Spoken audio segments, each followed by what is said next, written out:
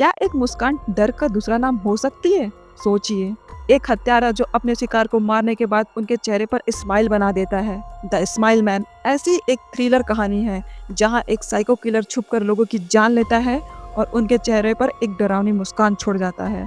लेकिन इस बार उसका सामना एक ऐसे पुलिस ऑफिसर से है जो धीरे धीरे अपनी याददाश्त खो रहा है। तो चलिए देखते हैं कि ऑफिसर इस केस को सॉल्व कर पाता है कि नहीं। हेलो वॉचर्स, मैं हूं आरती और आप देख रहे हैं वॉचन पॉइंट। फिल्म की शुरुआत रात के समय एक घने डरावने जंगल में होती है। चारों तरफ सन्नाटा है, सिर्फ हवा की साए साए और उल्लुओं की आवाज सुनाई देती है। चिराग नायडू, दोस्तों ये वही पुलिस ऑफिसर है जो धीरे धीरे अपनी याददाश्त खो रहा है।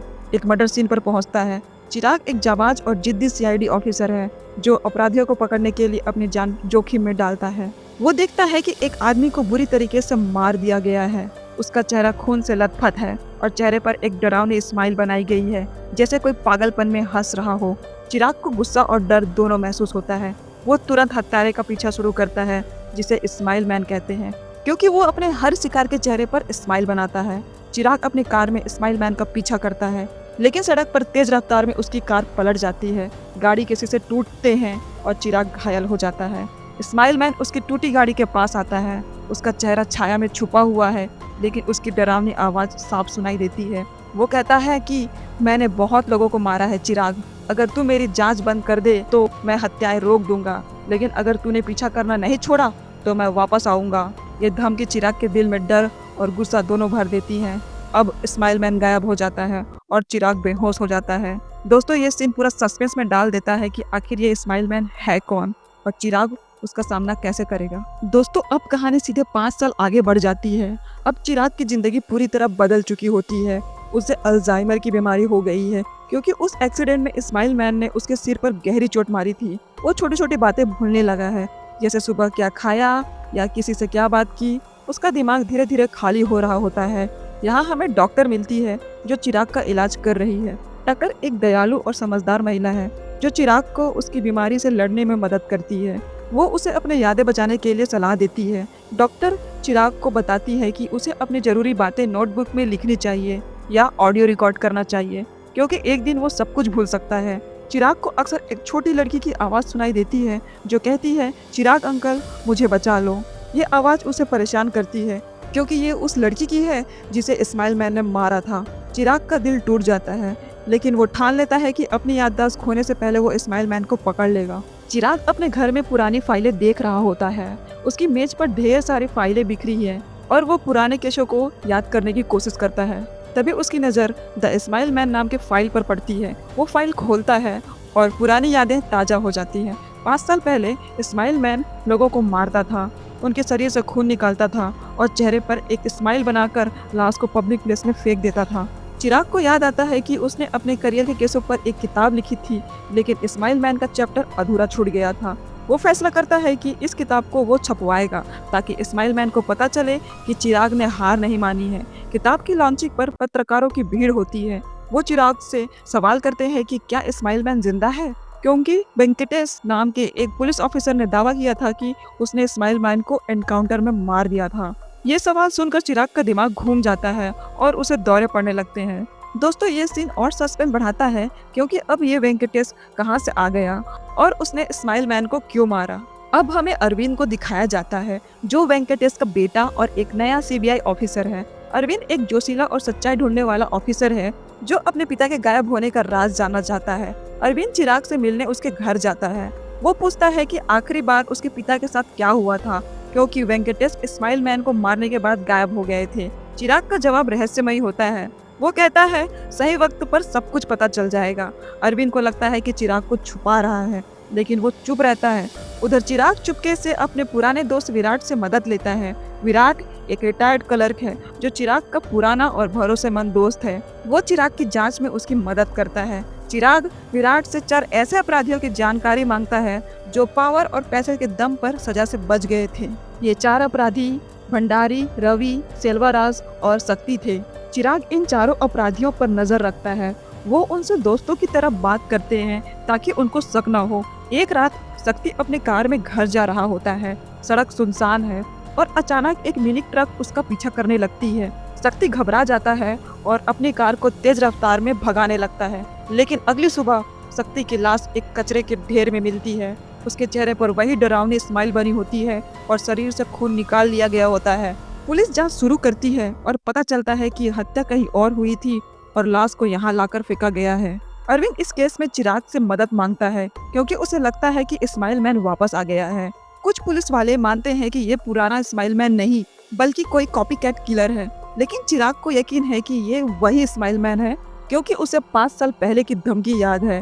अब इस्माइल मैन की वापसी पक्की हो जाती है। चिराग केस पर काम शुरू करता है, लेकिन उसकी अल्जाइमर की बीमारी उसे परेशान करती है। वो छोटी छोटी बातें भूल जाता है, जैसे उसने किसी से क्या बात की या कोई चीज कहाँ पे रखी। वो अपने फोन में सब कुछ रिकॉर्ड करता है ताकि बाद में सुनकर याद कर सके। एक दिन विराट चिराग से मिलने आता है। वो चिराग को धन्यवाद देता है क्योंकि चिराग ने उसे पैसे दिए थे जिससे वो अपनी बेटी का कॉलेज में दाखिला करा सके।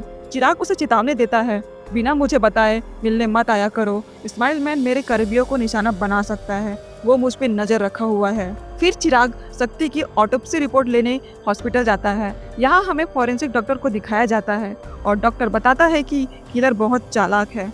उसने धारदार हथियार से सटीक हत्या की और शरीर से खून निकालने में भी उस्ताद है।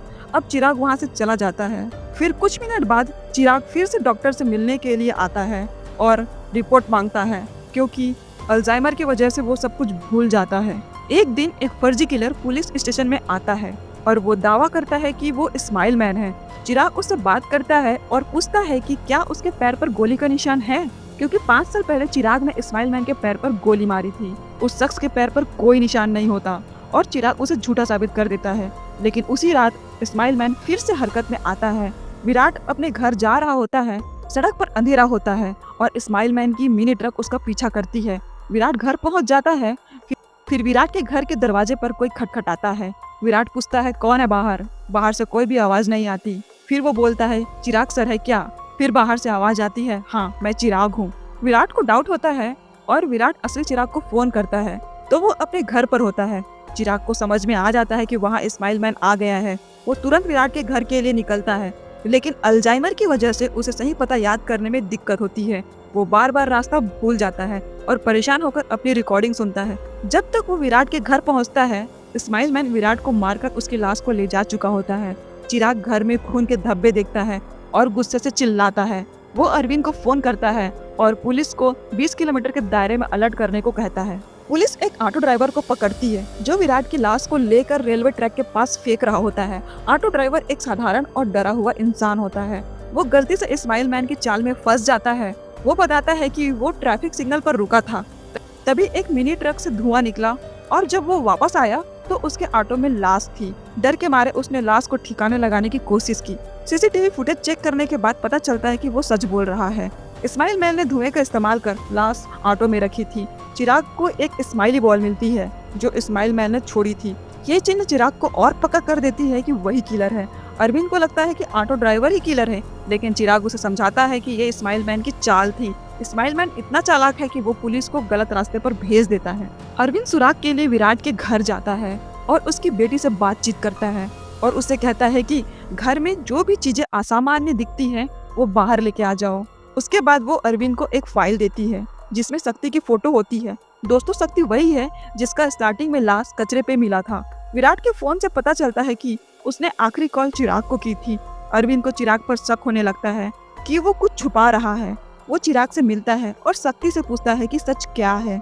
चिराग उसे 5 साल पहले की पूरी कहानी सुनाता है। वेंकटेश एक मशहूर ऑफिसर थे जिनका रिटायरमेंट 1 हफ्ते में होने वाला था। वेंकटेश ने अपने करियर में हर केस सुलझाया था, लेकिन इस्माइल मैन का केस उसके लिए एक बड़ा चैलेंज था। इस्माइल मैन का केस अनसुलझा था और वेंकटेश अपने रिकॉर्ड पर दाग नहीं देखना चाहते थे।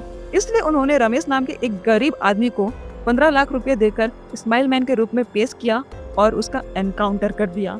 रमेश एक गरीब और सीधा साधा इंसान था। वो पैसे के लालच में वेंकटेश की चाल में फंस गया था। रमेश की पत्नी चिराग के पास जाती है और पूरी सच्चाई बता देती है। रमेश की पत्नी एक दुखी और इंसाफ मांगने वाली महिला होती है। वो अपने पति की मौत का सच सबके सामने लाना चाहती थी। चिराग ने वेंकटेश से इस बारे में पूछा, लेकिन वेंकटेश ने कहा कि वो रिटायरमेंट के बाद इस्माइल मैन को पकड़ लेंगे। ये सब बातें सुनकर अरविंद शॉक हो जाता है क्योंकि उसको यकीन नहीं होता कि पापा ऐसा कर सकते हैं। चिराग अरविंद को बताता है कि वेंकटेश के रिटायरमेंट पार्टी के दिन इस्माइल मैन का कॉल आया था उसने वेंकटेश को जंगल में अकेले मिलने को बुलाया था। चिराग ने कहा मैं भी आपके साथ चलता हूँ, लेकिन दरअसल ये वेंकटेश की चाल थी। वो चिराग को मारना चाहता था ताकि उसका सच सामने ना आए। जंगल में दोनों के बीच लड़ाई होती है। चिराग आत्मरक्षा में वेंकटेश को गोली मार देता है। तभी स्माइल मैन वहाँ मौजूद होता है और वेंकटेश के चेहरे पर स्माइली बना देता है। चिराग स्माइल मैन का पीछा करता है, लेकिन उसका एक्सीडेंट हो जाता है। दोस्तों, ये सीन वही होता है जो कहानी के स्टार्टिंग में दिखाया गया था। जंगल में उसकी लाश नहीं मिलती है क्योंकि स्माइल मैन उसे ले गया था। अरविंद ये सुनकर हैरान रह जाता है कि उसके पिता भ्रष्टाचारी थे और चिराग ने उन्हें मारा था। अरविंद चिराग के अतीत की जांच करता है। उसे पता चलता है कि चिराग की शादी चित्रा नाम की एक नर्स से होने वाली थी, जिसकी एक 5 साल की बेटी जानवी थी। चित्रा एक दयालु और मेहनती नर्स थी जो अपनी बेटी की परवरिश अकेले ही कर रही थी। चिराग से उसकी शादी होने वाली थी। जानवी एक मासूम और प्यारी बच्ची थी जो चिराग को बहुत पसंद करती थी। उसकी मौत ने चिराग और चित्रा को तोड़ दिया था। स्माइल मैन ने जानवी को मार दिया था, जिसके सदमे में चित्रा ने आत्महत्या कर ली थी। अरविंद को यह भी पता चलता है कि स्माइल मैन चिराग के करीबी लोगों को ही निशाना बना रहा है। वो चिराग को हाउस अरेस्ट कर देता है ताकि वो किसी से ना मिले, लेकिन चिराग जानता है कि अगर वो घर पर रहेगा तो स्माइल मैन कुछ नहीं करेगा। वो हॉस्पिटल जाता है और मीडिया के सामने कहता है 5 साल पहले का स्माइल मैन मर चुका है, ये नया कॉपीकैट किलर है। वो ऐसा स्माइल मैन को उकसाने के लिए करता है ताकि वो कोई गलती करे। अरविंद चित्रा के बारे में जानकारी जुटाने के लिए हॉस्पिटल जाता है। वहाँ उसे प्रभु मिलता है जो मॉर्चरी में काम करता है। यहाँ प्रभु झूठ बोलता है कि चित्रा उसकी बहन जैसी थी, लेकिन वो कई बातें छिपाता है। दूसरी तरफ चिराग अपनी फाइल्स देख रहा होता है जिसमें उसको एक फोटो मिलती है जो रमेश की पत्नी की होती है। उसे एहसास होता है कि स्माइल मैन उसे अगला शिकार बना सकता है। चिराग तुरंत उसके घर के लिए निकल जाता है। रास्ते में स्माइल मैन का ट्रक मिलता है जो उसे पहले ही मार दिया होता है और चिराग की कार को अपनी ट्रक से पूरी तरह लॉक कर देता है ताकि वो बाहर निकल ना सके। चिराग हत्यारे का चेहरा देख लेता है और उसे पहचान लेता है कि ये प्रभु है। अगले दिन अरविंद अपने घर पर रमेश की पत्नी की लाश को लटका हुआ पाता है। लाश के गले में एक लेटर होता है जिसमें लिखा होता है, मैं मरा नहीं, क्या सचमुच मुझे 5 साल पहले गोली मारी गई थी और मैं एक और को मारने वाला हूँ, दम है तो मुझे रोक के दिखाओ। अब ये सारी बातें मीडिया के सामने आ गई थी।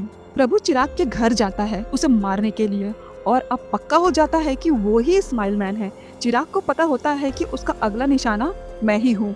वो पहले से ही रेडी होता है। दोनों के बीच जबरदस्त लड़ाई होती है। चिराग पूछता है तू मेरे करीबियों को क्यों मार रहा है। प्रभु अपनी कहानी सुनाता है कि वो अपने लाइफ में अकेला इंसान होता है।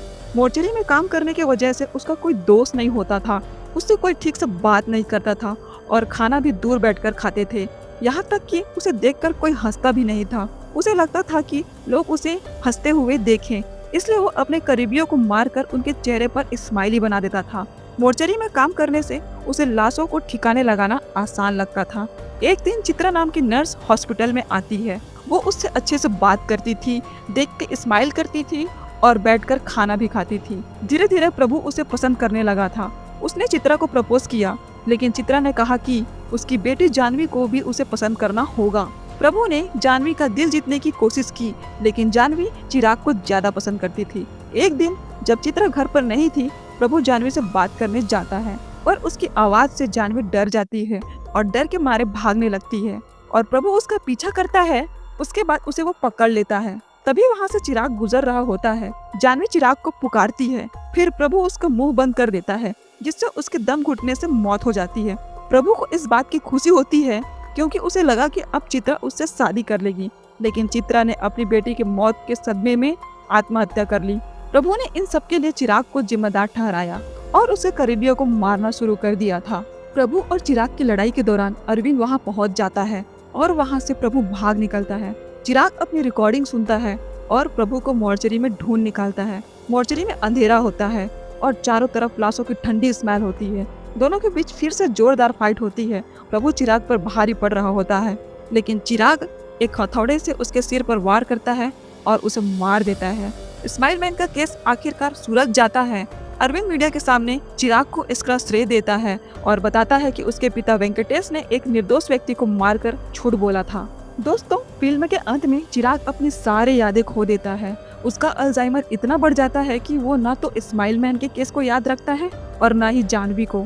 वो एक पार्क में बैठा होता है जहाँ बच्चे खेल रहे होते हैं। वो शांति से उन्हें देखता है और उसके चेहरे पर एक हल्की सी मुस्कान होती है। सो दोस्तों, इसी के साथ ये कहानी यहीं पे खत्म होती है। अगर आपको मेरी एक्सप्लेनेशन अच्छी लगी हो तो वीडियो को लाइक सब्सक्राइब जरूर कीजिएगा। तो मिलते हैं ऐसे ही नेक्स्ट किसी वीडियो में। तब तक के लिए thank you very much for watching. Keep watching watch and point.